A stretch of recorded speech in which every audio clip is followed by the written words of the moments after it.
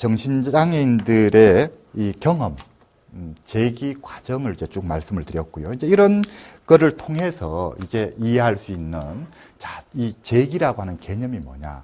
자, 이 재기라, 저는 이 용어를 재기라고 번역하는데, 딴 사람들은 흔히들 회복이라고 번역해요. 그런데 회복이라고 하는 것은 과거로 돌아가는 걸 의미하는 거거든요. 뭔 소리냐면, 과거에 원래 온전했는데, 온전했던 것이 뭔가 깨졌다. 다시 옛날처럼 옛날의 모습을 되찾는다. 이게 회복의 개념이거든요. 그런데 제가 그래서 이 재기라고 번역하고 회복이라고 번역하지 않는 이유가, 회복이라고 번역하면 이 의미를 완전히 딴 뜻으로 바꿔버린다 하는 게 제 생각입니다. 뭐냐면, 자, 아까도 제가 그런 말씀을 드렸지만, 한 번 이 병에 걸리면 절대로 과거로 돌아가는 건 있을 수가 없는 일이에요. 이미 깨어진 그릇이고 엎어진 물이다. 옛날을 생각하면 어떻게 되느냐. 가족도 그렇고 환자 본인도 그렇고, 내가 옛날에 잘 나가던 시절, 우리 애가 옛날에 참 괜찮았던 시절 생각을 하면 어떻게 되느냐. 생각을 하면 지금 본인의 모습은 초라하기 짝이 없고 등등 받아들일 수가 없는 거죠. 그렇게 되는 거죠. 그래서 우리가 결코 이 과정을 쭉 겪어가면서 목표가 되어야 되는 것이 과거로 돌아가는 게 아니에요. 지금의 현재의 모습을 받아들이고 여기에서부터 출발해서 새로운 인생을 만들어가는 것이죠. 그렇기 때문에 재기라고 하는 걸 회복이라고 하지 않고, 아무튼 저는 이제 그렇게 번역을 하고 있습니다. 그랬을 때, 자, 이 개념은 앞에서도 쭉 여러 번 이야기했지만 이 개념이 학술 용어로 등장하게 된 이유는 바로 이겁니다. 재기는 소비자 수기로부터 출현한 개념이며, 심한 정신질환을 지닌 사람들에 대한 우리의 사고방식을 변형시킬 수 있는 전망이다. 소비자 수기로부터 출현한 개념이다. 자, 1980년대에 미국에서 정신장애인들이 수기를 많이 썼어요. 그것을 1990년대에 들어서 앤소니가 분석을 해보고 깜짝 놀란 거예요. 아니, 전문가들은 환자의 증상을 가지고 이야기하고 환자의 기능을 가지고 이야기하고 있을 때, 환자들 그들 스스로는 증상이나 기능이 문제가 아니라 이런 지엽적인 걸 놓고 씨름하는 게 아니라 자기 인생을 통째로 놓고 씨름하고 있더라는 것이죠. 그리고 그것이 객관적인 이런 것보다도 그것을 통해서 결국 이 어떤 내면에서 치열한 투쟁을 벌이고 있더라. 그리고 그런 길을 걷고 있더라. 그런데 우리가 환자니까 자기 인생을 통째로 놓고 생각하고 있고, 그거를 놓고서 이런 치열한 어떤 심리적 과정을 겪고 있는데, 전문가들이 지금까지 환자들이 도대체 정신병에 걸린 이후에 어떤 경험을 하는지, 내면의 경험을 하는지에 대해서 이렇게 관심이 없었다니 하고 이제 깜짝 놀란 거예요. 그래서 이 앤손이라고 하는 분이 학술지에 논문을 발표해서 이런 중요한 개념이 있는데, 회복 수기에 읽어보면은, 수기마다 읽어보면 내가 리커버리 하는 과정에서 어쩌고저쩌고, 내가 리커버리 하기 위해서 어쩌고저쩌고, 리커버리라는 용어가 이렇게 수도 없이 등장하는데, 우리가 이 용어에 대해서 연구를 하고 하지 않았다니 참 깜짝 놀랐다. 그래서 우리가 이게 그들에게 그렇게 중요한 개념이라고 한다면 우리가 이걸 연구를 하자 해서 이제 제안을 했고, 이 앤손이라고 하는 분이 워낙 유명한 분이었기 때문에 미국 내에서 많은 전문가들에게 영향력을 미쳐서 1990년대에 많은 사람들이 도대체 정신장애인들이 어떤 경험을 하고 있는지를 알기 위한 그런 이제 연구들을 하기 시작한 것이죠. 정신장애인들을 인터뷰하고 또 그 자료를 분석하고 이렇게 해서 이제 연구들을 한 거예요. 그랬더니, 아, 정신장애인들이 사용하는 이 리커버리라고 하는 용어가 이런 의미구나. 좀 전에 제가 이야기했던 리커버리 과정은, 아, 그들이 이런 심리적 변화 과정을 겪는구나. 라는 걸 이제 연구를 했고, 그 다음에 그들이 사용하는 개념, 그들에게 중요한 개념은 이것이구나 하는 것이 이제 이 재기의 개념인데요. 뭐냐면, 회복 수기를 읽어보면 병이라고 하는 것이 전문가들이 생각하던 그런 병이 아니더라 하는 거예요. 뭔 소리냐 하면요. 병이라고 하는 것은 하나의 인생 사건이더라. 어떤 인생 사건이냐면 내 삶을 통째로 바꾸어 버린 어떤 인생 사건이더라. 정말 끔찍한 인생 사건. 내 삶에서 참 없었으면 좋았을 텐데, 하여튼 어떤 그런 내 인생의 길을 바꾸어 버린 그런 어떤 하나의 사건이더라 하는 것이죠. 그리고 이게 떨쳐버릴래야 떨어져 나가지도 않고, 아무튼 내 인생에 끊임없이 붙어 다니는 그런 어떤 사건이죠. 그래서 우리가 세상을 살면서 참 복을 많이 받고 태어난 사람은 일생을 별다른 어려움을 겪지 않고 순탄하게 살죠. 그런데 불행히도 복을 많이 받지 못하고 태어난 사람은 살다가 중간에 인생이 바뀌는 정말 끔찍한 일들을 경험할 수도 있죠. 그게 어떤 사람은 교통사고를 경험하기도 하고, 어떤 사람은 자식이 죽는 경험을 하기도 하고, 또 어떤 사람은 회사가 부도가 나서 길에 내앉는 경험을 하기도 하고, 어떤 사람은 화목하던 가정이 하루아침에 깨져서 가정이 송두리째 없어져 버리는 경험을 하기도 하고, 정말 인생이 바뀌어 버리는 경험들을 많이 하죠. 그런 경험과 마찬가지로 우리 환자들에게 있어서 정신질환이라고 하는 것은 그런 의미를 갖는다는 거죠. 자기가 살아오던 인생을 어느 날 갑자기 바꾸어버린, 그래서 정신병원을 들락거리는 삶을 살게 만든 이런 이제 하나의 끔찍한 인생 사건이 들어가는 것이죠. 그래서 정신장애인은 단순히 병이 아니라 바뀌어버린 자신의 인생을 받아들이지 못해서 힘들어하는 것이다 하는 것이죠. 그러니까 정신장애인들은 병과 씨름하는 게 아니라 자기 인생을 놓고서 씨름하는 거더라 하는 것이죠. 그리고 따라서 병으로부터의 회복이 아니라 인생으로부터 재기하는 것이 중요하더라 하는 것이에요. 자, 그랬을 때 그러면 병이라고 하는 것이 인생 사건의 의미를 갖는다면 뭐냐면 하나의 시사점은 재기의 주체는 정신장애인 바로 본인이라고 하는 것이죠. 이게 무슨 이야기냐면 만약에 정신장애인들이 겪고 있는 이 문제가 병의 문제라고 한다면 병에 대해서는 누가 전문가냐면 의사, 간호사, 심리학자, 사회복지사, 소위 말하는 정신보건 전문가라고 하는 사람들이 뭐의 전문가이기 때문에 전문가라 하느냐? 정신병 증상은 이러이런 거다. 원인은 뭐다. 그거 경과는 어떻다. 예후는 어떻다. 이런 지식을 쫙 책으로 외워서 경험을 통해서 달달 꿰고 있거든요. 그래서 전문가라고 하는 거예요.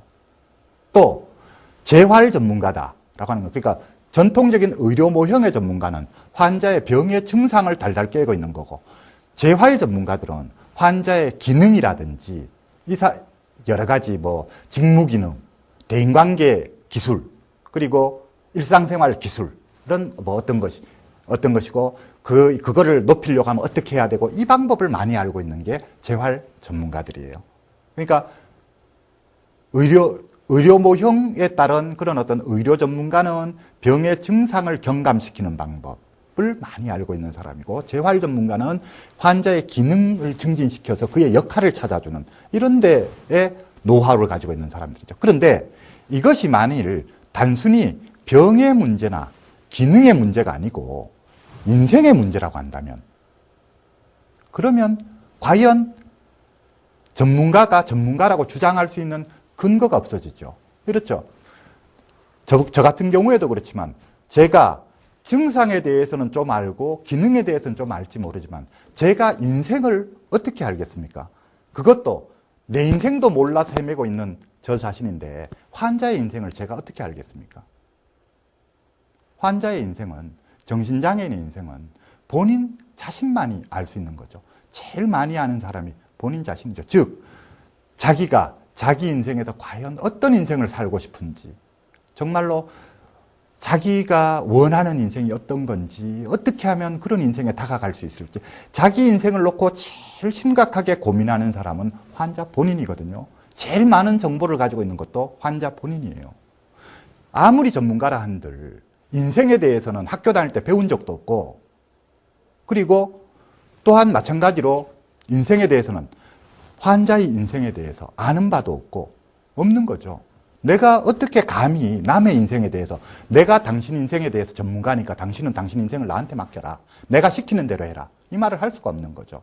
우리가 만약에 병의 문제라면 그렇게 말할 수 있어요. 당신은 내가 시키는 대로 해라, 그러면 당신 낫는다 말할 수 있죠. 이거 단순히 기능의 문제라면 당신 내가 시키는 대로 해라, 그럼 당신 직업 구할 수 있다 말할 수 있죠. 하지만 이것이 인생의 문제라고 한다면 당신 내가 시키는 대로 해라, 그럼 당신 정말 행복하게 살 수 있다, 당신이 원하는 인생 살 수 있다, 이 말은 못한다는 거죠. 그럼 어떻게 해야 되느냐? 인생의 문제라고 한다면 본인한테 물어야 되죠. 당신이 원하는 인생이 어떤 인생이냐, 어떻게 하면 그런 인생을 살 수 있겠느냐, 내가 어떻게 하면 당신이 원하는 그런 인생을 사는데 내가 도움이 될 수 있겠느냐. 전문가가 환자에 대해서, 그러니까 우리가 전통적인 모형 같으면, 전통적인 그런 관점 같으면 전문가가 환자보다 우위에 있는 거예요. 그래서 이미 환자에 대해서 전문가가 알고 있다고 전제하고 들어가는 것이죠. 하지만 이 재기라고 하는 개념에 입각해서 보자면은, 재기라고 하는 개념, 즉 환자들은 단순히 병을 놓고 투쟁하는 것이 아니라 자신의 인생을 놓고 투쟁하는 것이다. 그리고 병이라고 하는 것이 단순히 병의 의미를 갖는 것이 아니라 하나의 인생 사건이라는 의미를 갖는 것이다. 이런 관점을 놓고 보자면은 전문가가 환자에 대해서 알고 있다라고 말할 거리가 없는 거예요. 환자의 전체 중에서 극히 일부만 알 뿐이죠. 그러면 전문가는 환자에게 물어야 되는 거예요. 내가 어떻게 하면 너를 도와줄 수 있겠느냐? 라고 물어가면서 일을 해야 되는 것이죠. 이것은 가족들도 마찬가지죠. 가족들도 환자에 대해서 안다라고 생각할 수 있겠지만, 착각할 수 있겠지만 절대로 아는 바가 없다. 아는 것은 겉으로 보이는 모습, 그리고 조금 알 뿐이지, 환자가 이 병을 통해서 어떤 경험을 하는지, 자신이 정말 자신의 인생에서 어떤 한을 갖고 있는지, 어떤 인생을 살고 싶은지, 어떻게 하면 그렇게 살 수 있을 거라고 생각하는지 뭐 등등, 이 모든 것들은 다 환자에게 달려있다는 것이죠. 전문가나 가족들한테 달려있는 게 아니에요. 따라서 재기의 주체는 정신장애인 본인이다 하는 것이죠. 그리고 또 이 말은 무슨 말이냐 하면은, 질병이 주가 되는 것도 아니고 사회적 편견이 주가 되는 것도 아니다. 어떤 외부적인 상황도 관계가 없다는 거예요. 우리가 정신분열병이기 때문에 못한다, 이런 게 없다는 것이죠. 정신분열병이기 때문에 이렇게 살 수밖에 없다, 그런 게 없다는 것이죠. 같은 정신분열병에 걸렸어도 본인이 주체이기 때문에 본인이 그것을 어떻게 받아들이느냐, 그리고 그것에 어떻게 대응하느냐에 따라서 결과는 천차만별로 달라진다는 것이죠. 사회적 편견에 대해서도 마찬가지고요. 천차만별로 달라지는 겁니다. 따라서 똑같은 정신분열증에 걸렸다 할지라도 병의 증상이 더 심하고 가볍고의 문제가 아니고, 똑같은 정신분열병에 걸렸더라도 그 문제를 어떻게 받아들이느냐에 따라서 좋다. 내가 정신분열병에도 불구하고 나는 그래도 정말로 내 인생을 한번 제대로 살아보겠다. 이 병을 내가 오히려 나한테 하나의 도움이 되는 쓴 약으로 내가 받아들이겠다. 이렇게 마음먹고 사는 사람하고, 병을 탓하고 딴 사람을 비난하고 등등 이렇게 받아들이는 사람하고는 천지 차이가 난다는 것이죠. 따라서 같은 병에 걸렸다 할지라도 결과는 천지 차이로 달라진다 하는 것이죠. 그런데 이 모든 것을 쥐고 있는 게 바로 환자 본인이라고 하는 거예요. 우리가 재기하는 것은 환자의 과업이에요. 재기라고 하는 것은 이 모든 문제를 겪어내서, 그래서 자기가 다시 일어설 것인지 그냥 무너진 채로 살 것인지, 이것은 환자 본인의 선택이고, 환자 본인이 바닥으로 갈 것인지 일어설 것인지를 좌우할 수밖에 없다는 거예요. 우리는 아무리 유능한 전문가라 할지라도 환자를 재기시켜 줄 수는 없어요. 환자가 재기할 수 있도록 옆에서 돕는 건, 거드는 건 가능하겠지만 전문가가 재기를 시켜줄 수는 없다는 것이죠. 자, 그렇다면 이것이 몇 가지 의미를 갖는데요. 만약에 이것이 인생에 관한 문제이기 때문에 주체가 환자 본인이라고 한다면, 자 보세요. 전문가가 가족들보다 내가 더 중요한 역할을 한다라고 이야기할 수 있는 아무 근거가 없어요. 전문가는 단지 자기가 아는 지식과 자기가 아는 어떤 기술을 가지고서 환자를 도와줄 수 있을 뿐이고, 전문가가 가족들이 할 수 있는 일을 전문가가 절대로 대신할 수 없는 일들이 있어요. 서로 전문가와 가족과 친구와 성직자와 기타 환자에게 소중한 사람들은 각자가 나름대로의 역할이 따로 있는 거예요. 각자의 역할이 하나같이 다 소중한 것이지, 누구의 역할이 다른 사람의 역할보다도 더 중요하다라고 말할 수 있는 근거가 없다는 것이죠. 즉, 자, 저는 이런 이야기를 하는데요. 웃으면서, 우리 전문가와 가족의 매우 큰 차이, 저는 이렇게 생각합니다. 전문가는 돈을 받아야 일을 하는 사람이에요. 가족은 환자를 위해서 돈을 투자하고 쓰는 사람이에요. 이거는 매우 중요한 차이거든요. 전문가가 아무리 환자에 대한 애정이 끔찍하다 할지라도 가족들이 갖는 애정만큼 끔찍할 수는 없어요. 아무리 좋은 전문가라 할지라도. 그렇기 때문에 따라서 가족들이 환자에게 줄 수 있는 것을 전문가는 아무리 노력해도 줄 수 없는 부분들이 있다는 것이죠. 마찬가지로 아무리 유능한 전문가라도 환자의 친구들이 내지는 같은 동료 환자들이 환자에게 줄 수 있는 그거를 줄 수는 없어요. 아무리 유능한 전문가라도 정말 환자하고 진정한 친구가 되기는 어렵다 하는 것이죠. 또한 마찬가지로 전문가라 할지라도 우리 목사님이나 신부님이나 스님이 환자들한테 해줄 수 있는 그 역할을 해줄 수는 없는 것이죠.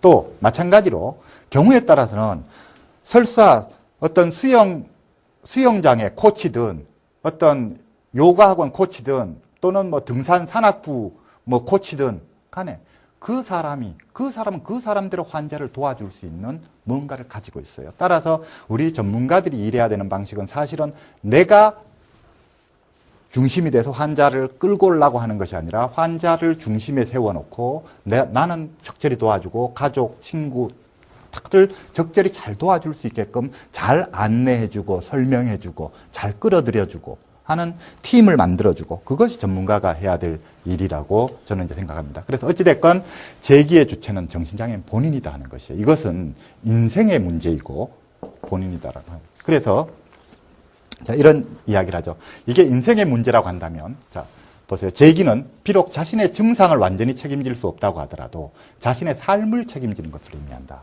자, 이 병이 낫고 안 낫고는 의지대로 되는 건 아니에요. 그러니까 망상, 환청, 여러 가지 사고장애 등등 이런 것들, 이런 병이 낫고 안 낫고 하는 거는 내 의지만으로는 안 된다는 거죠. 내가 평생을 열심히 약을 먹고 열심히 노력해도 환청 여전히 남아있을 수 있어요. 여전히 스트레스 받으면 이상하고 엉뚱한 생각들이 들 수도 있어요. 그래서 이 자체는 내 의지로 되는 것이 아니지만 내 삶은 내가 선택하기에 달린 것이다 하는 것이죠. 따라서 이게 지금 매우 중요한 이야기를 하는 건데요. 뭐냐 하면은 자, 증상을 없애는 게 중요하냐? 기능을 증진시키는 게 중요하냐? 뭐가 중요하냐라고 했을 때 재기 모형, 재기라고 하는 이 관점에서는 삶을 제대로 사는 게 중요하다는 것이죠. 증상에도 불구하고 기능이 어떻든지 간에도 불구하고 정말로 본인이 만족할 수 있는 삶, 본인이 가치를 느낄 수 있는 삶을 사는 것이 중요하고 그러한 삶은 아무리 증상이 심한 환자라 할지라도 아무리 기능이 떨어지는 환자라 할지라도 그러한 삶을 사는 것이 가능하다. 어떻게 하면 본인이 그런 삶을 살기로 선택하면 가능하다라고 하는 것이죠. 자, 그래서 계속 읽어보겠습니다. 예로서 척수 손상으로 인하여 하반신 마비가 된 사람은 비록 척수 손상의 문제가 해결되지 않는다고 하더라도 자신의 인생에서 재기할 수 있다. 마찬가지로 정신질환을 지닌 사람들도 비록 정신질환이 남아있다고 하더라도 자신의 인생에서 재기할 수 있다. 또 넘어갑니다. 자, 그래서 이제 앤소니가 정의한 재기의 정의는 이렇습니다. 재기는 개인의 삶의 태도, 가치관, 감정, 인생 목표, 기술, 역할 등이 변화하는 과정으로서 자, 이 부분에서 봐야 될 거는 자, 저런 이야기 없잖아요. 증상 이야기나 기능 이야기가 없죠. 증상과 기능의 문제가 아니라 개인의 삶의 태도, 가치관, 감정, 인생 목표, 기술, 역할 등의 문제인데 각 개인마다 서로 다른 매우 독특한 과정이다. 그것은 만족스럽고 희망적이며 가치 있는 삶을 사는 길이다. 재기는 정신장애로 인하여 겪게 되는 수많은 어려움을 헤쳐나가며 성장함에 따라 자신의 삶의 새로운 의미와 목적을 발전시키는 것이다. 이것이 이제 재기라고 하는 것이죠. 그러니까 이것이 정신장애인들이 이 병을 겪으면서 이 병과 투쟁하면서 걸어가고 있는 그 길이고 가고 있는 그 길이다라고 하는 것이죠. 그래서 자, 재난으로부터 성공적인 재기를 했다고 해서 재난이 있었다는 사실을 그 영향이 여전히 지속되고 있다는 사실을 자신의 삶이 돌이킬 수 없이 바뀌었다는 사실을 변화시키지는 않는다. 성공적인 재기는 개인이 변화하였다는 것을 그래서 그러한 재난이 개인에게 주는 의미가 바뀌었다는 것을 의미한다. 재난은 더 이상 그의 삶을 지배하지 못한다. 재난이라는 말을 정신분열병으로 바꾸면 정신분열병은 더 이상 그의 삶을 지배하지 못한다라는 것이죠. 자, 그 다음에 이제 재기의 요소 부분입니다. 이 부분은 좀 짧고 간략히 하도록 하겠습니다. 자, 앞에 그런 이야기를 했습니다. 이런 이제 과정을 겪는데 이 심리적 변화 과정에서 추락하는 과정의 특징은 절망이고 다시 일어서는 과정의 특징은 희망이라고 이야기를 했습니다. 그러면 여기에서 하나 알 수 있는 게 재기에 분명히 매우 강력한 요소가 희망입니다. 모든 연구 결과들에서 공통적으로 가장 많이 강조하는 재기의 요소는 희망입니다. 만약에 우리가 자, 정신장애인으로 하여금 정말로 자신의 인생을 만족스러운 삶을 살게 하려고 한다면은 끊임없이 그런 희망을 불어넣어 줘야 되겠죠. 자, 병이 낫든 안 낫든 관계가 없다. 뭘 하든 관계없다. 네 인생은 네가 살 수 있다. 네가 마음먹고 선택하기에 따라서는 만족스럽고 희망적인 삶을 살 수 있다라고 하는 것이죠. 그리고 실제로 그런 모델이 된 사람들, 이미 이 끔찍한 질병을 겪으면서도 자기 나름대로 당당한 삶을 사는 많은 사람들이 회복수기를 썼고 그런 많은 사람들이 있거든요. 그래서 그런 메시지를 줄 수 있죠. 이제 미국의 인디애나 대학의 설리반이라고 하는 교수가 재기에 필요한 요소들을 이제 이 정신장애를 이제 잘 극복해냈다고 판단되는 사람들 46명을 인터뷰를 해서 쭉 뽑은 거예요. 그랬더니 약물 복용이 참 도움이 됐다. 그러니까 당신이 이 병을 극복하고 지금 이만큼 되게 될 때까지 무엇이 가장 도움이 되었느냐라고 했을 때 열의 7사람이 약물 복용이 도움이 되었다라고 응답했다는 겁니다. 그래서 약물 복용, 그 다음에 제목만 읽어보면 지역사회 지원 체계와 사례관리, 자신의 의지와 자기감찰, 직업활동 또는 학교생활, 종교적 믿음, 병에 대한 지식과 병의 수용, 환자 모임, 아껴주는 사람이 도움이 되었다라고 합니다. 짧게 간단히 설명을 드리겠습니다. 자, 약물 복용은 반드시 필요하죠. 이거는 정신장애인들이 스스로가 자신의 경험을 통해서 이걸 약을 복용하는 것이 내가 나 자신을 관리하는 데 참 유리하더라. 내가 잘 지내는 데 유리하더라. 라고 이제 스스로 경험으로 터득했다는 이야기죠. 이게 열의 7사람이 도움이 되었다라고 응답이 나오는 것이군요. 그리고 그 다음에 이제 나온 게 지역사회 지원체계와 사례관리인데 지역사회 지원체계라고 하는 게 바로 정신보건센터, 사회복지시설 같은 데죠. 우리나라는 지금 정신보건센터, 사회복지시설 밖에 없어요. 좀 더 다양한 기관들이 필요해요. 사실은 또 똑같은 정신보건센터나 사회복지시설이라도 제공하는 서비스들이 많이 달라야지 돼요. 그래서 내가 필요로 하면 입맛대로 갈 수 있어야 되거든요. 음식점으로 따지면 고기 먹고 싶으면 고깃집 가고 또 뭐 라면 먹고 싶으면 라면집 가고 할 수 있게 이렇게 선택의 폭이 있어야 되는데 우리나라에 지금 이 정신보건센터나 사회복지시설은 아직도 수도 적을 뿐더러 서로 기능도 좀 비슷비슷하죠. 그래서 그런 문제가 있는데 어찌됐건 그게 이제 더 다양해져야 되죠. 그런데 그런 정신보건센터나 사회복지시설 같은 게 도움이 많이 됐다라고 하는 것이죠. 그리고 사례관리가 도움이 많이 되었다. 앞에 제가 이야기를 했지만 아직 우리나라는 사례관리라는 개념이 없어서 가족분들이 많이 좀 힘들어해요. 이 역할을 가족분들이 대신 하려고 하니까 얼마나 힘들겠습니까? 그래서 이 사례관리사라고 하는 건 일종의 담임의 역할, 일종의 가정교사의 역할을 해주는 거거든요. 환자하고 같이 의논을 해주고 그래서 자기 삶의 목표를 잡아주고 계획을 잡아주고 같이 의논을 해서 잡도록끔 옆에 도와주는 거죠. 그리고 실천 계획을 잡아서 실천해 나갈 수 있도록 도와주는 그런 사람이 사례관리사죠. 미국에서는 이제 그런 응답이 나왔고요. 그 다음에 자신의 의지와 자기 감찰. 이 병을 반드시 극복하고 이겨내리라는 결심이 중요하더라. 내가 병에도 불구하고 내 삶을 당당하게 살겠다라는 결심이 중요하더라라고 하는 것인데 결심만 가지고는 안 되더라 하는 것이죠. 뭐가 필요하냐? 자기 감찰이 필요하더라. 자기 관찰을 해야 되더라. 셀프 모니터링이죠.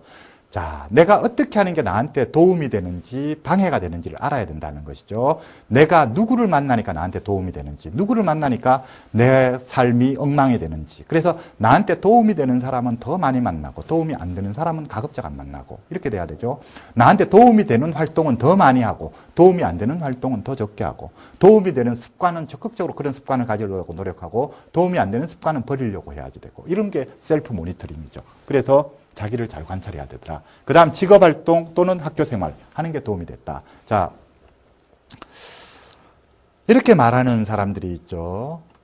병이 있기 때문에 일을 할 수 없다고 말하는 사람들이 있는데 천만의 말씀이에요. 오히려 이 관계는 거꾸로 되는 거예요. 일을 해야지만 병이 낫는 거예요. 이 정신장애의 특징이라고 하는 것은.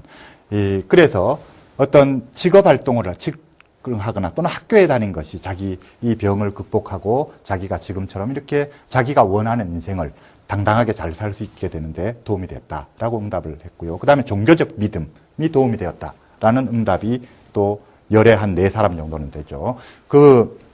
그런데 이 종교 활동에서 주의해야 될 것은 종교 활동을 할 때 사람들하고 어울려서 같이 하는 활동을 많이 하는 게 정말 도움이 돼요. 그러니까 청년부 활동을 한다든지 이런 게 도움이 되고, 정말 도움이 안 되는 방식은 사람들 안 만나고 집에서 성경책만 읽는다. 혼자 기도만 한다. 이거는 별 도움이 안 되는 방식이죠. 그리고 종교 활동하고 좀 관련해서 또 하나 이야기할 것은, 아직까지 우리나라의 성직자들, 목사님이나 신부님이나 스님들이 정신장애에 대한 이해가 참 부족해요. 그래서 앞으로 이제 그게 저희들 전문가들이 해나가야 될 일인데, 그분들한테 정신장애에 대한 많은 지식을 많이 이제 전파를 해드려야 되죠. 그래서 자칫 잘못하면은, 자, 이렇게 이야기하는 수가 있거든요. 자, 신앙이 부족해서 그렇다. 의지가 약해서 그렇다. 자, 약 끊어라. 그 독한 약을 왜 먹느냐. 약 끊어라. 신앙이 부족해서 그렇다. 기도를 해라. 의지가 부족해서 그렇다. 이렇게 하는 목사님들이나 또는 스님들이나 신부님들이 들어 계시는데, 그러면은 이제 나쁜 영향을 미치게 되죠. 따라서 종교적 믿음이 도움이 되긴 하는데, 참 좋은 성직자를 만나는 것도 복이고, 그 다음에 또 그런 활동에 같이 참여하는 게 그게 좋은 방법이다 하는 것이고요. 그 다음에 이제 병에 대한 지식과 병의 수용이 도움이 됐다. 우리 환자분들이 공부를 참 열심히 하는 분들이 많이 있어요. 자기 문제이기 때문에 알기 위해서 노력을 많이 하시는 분들이 있거든요. 그래서 이 병 자체에 대해서 지식을 많이 가질수록 유리해요. 사실은 편견이라고 하는 것은 지식이 없는 데에서, 무지한 데에서 오는 게 편견이거든요. 그래서 자기가 이 병에 잘 대처하기 위해서는 이 병에 대한 지식을 많이 가져야 돼요. 지식이 없으면, 우리 일반인들만 정신장애인에 대해서 편견을 갖느냐? 천만의 말씀이에요. 지식이 없으면 가족들도 정신장애에 대해서 편견을 가져요. 자기 애가 정신장애인이라는 걸 부끄러워해요. 그리고 또 정신장애인 스스로도 자기 자신에 대해서 편견을 가져요. 자기가 정신장애라고 하는 것, 정신질환이라고 하는 걸 부끄러워한다는 것이죠. 지식을 갖게 되면은, 지식이 많아지게 되면은 좋은 게 뭐냐 하면은 병을 수용할 수 있게 되고, 병에도 불구하고 당당해질 수 있다는 거예요. 무슨 소리냐? 병을 수용한다는 것은, 그래, 내 안에 내가 분명히 질환을 가지고 있어. 병을 가지고 있어. 하지만 병에도 불구하고 난 좋은 점도 많이 있어. 병은 나의 일부일 뿐이야. 장점과 단점이 있을 때, 나의 강점과 약점이 있을 때 나의 하나의 약점일 뿐이야. 그렇지만 난 전체적인 인간으로서 나는 괜찮은 사람이야. 이렇게 된다는 것이죠. 그래서 병에 대한 지식이 많아지면 자기 자신과 병을 구분할 수가 있게 돼요. 그래서 병을 수용을 할 수 있게 되는 것이죠. 그럼으로써 여기에서부터 이제 출발할 수 있게 되는 것이죠. 그래서 환자들도 공부를 많이 해야 됩니다. 가족분들도 그렇고요. 그리고 이제 환자 모임이 도움이 되었다는 응답도 많이 나왔어요. 환자들끼리 서로 사귀는 게 도움이 많이 돼요. 어떤 면에서 두 가지 점에서, 하나는 서로 지식적으로 또 교류가 돼요. 그러니까 자기 병을 이겨나가는 노하우들, 방법들, 환자들도 많이 가지고 있거든요. 그 노하우들을 서로 주고받을 수 있고요. 또 하나는 정서적인 지지가 되고 격려가 되고, 그렇죠. 가족분들 중에 가끔 보면은 자기 환자인 자기 자식이 다른 환자들 만나는 걸 못마땅해 하는 가족들이 있어요.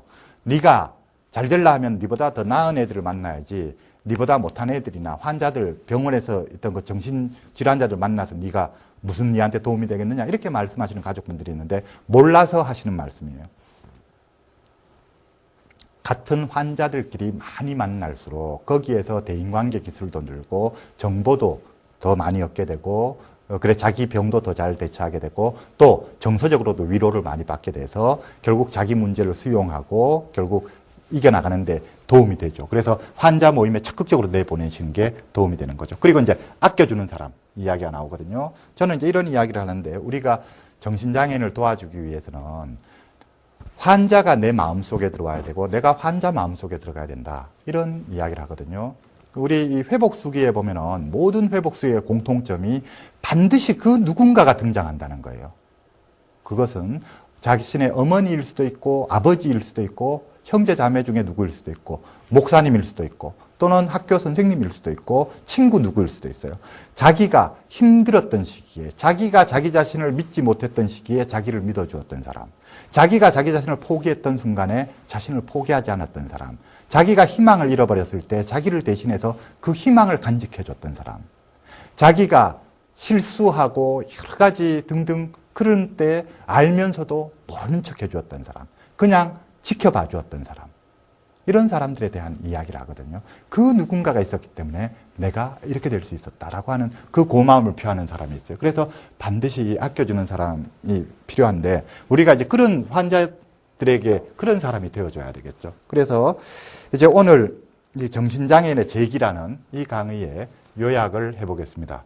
자, 정신장애인은 병 자체가 아니라 변해버린 자신의 인생을 두고 투쟁한다 하는 겁니다. 망가져버린 자신의 인생을 두고 투쟁하는 것이다 하는 것이고요. 따라서 우리가 이 문제를 병이라는 관점에서 보지 말고 인생이라는 관점에서 봐야 한다는 것입니다.